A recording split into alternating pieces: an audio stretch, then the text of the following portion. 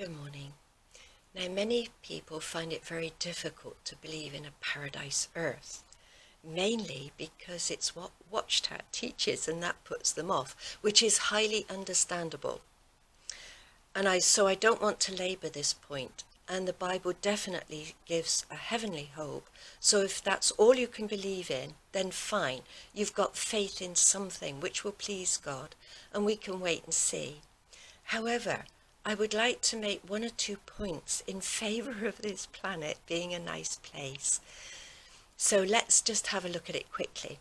In Matthew 6, Jesus taught us to pray for God's will to be done on earth as in heaven. Now, it certainly isn't being done at the moment. We have floods, fires, storms, droughts. People are dying. And this is a terrible situation, and it's going to get worse because we are not dealing with climate change. We could deal with it, but we're not going to. So the future of this planet is looking very grim. But is it worth saving?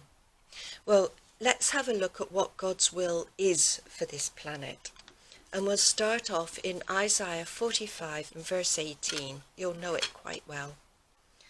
It says, "Thus says Yahweh, creator of the heavens, who is God, who formed the earth and made it, who set it firm, created it no chaos, but a place to be lived in."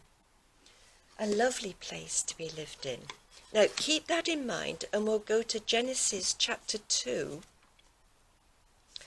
and it's verse 15, where it says, "Yahweh God took the man and settled him in the Garden of Eden to cultivate and take care of it." Now, there is some reason to suggest that this planet needs us, that it was created with us in mind.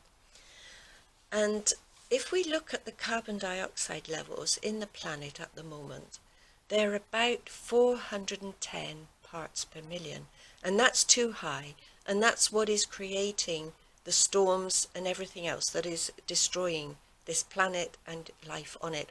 And I'll put a link below to another video which shows quite a few of these disasters, if you are in any doubt that we're destroying this planet. So how were we supposed to look after this planet? Well, we could go to the other extreme of not having enough carbon dioxide in the air.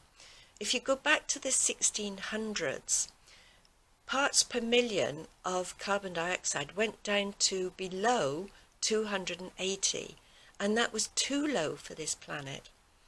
Now, some theorize that what happened was that Europeans went to the Americas, took all our diseases with them, smallpox, measles, even the common cold, decimated the local population, so nature took over. The rainforest and the temperate forest grew to such an extent that it cooled the earth quite low, and it wasn't good for life on this earth. Too cold, winters too cold, crops difficult to grow, and so on. So it seems that the planet needs us to produce a little bit of carbon dioxide to balance what nature is taking out, but not for us to be greedy. So this planet could be beautiful.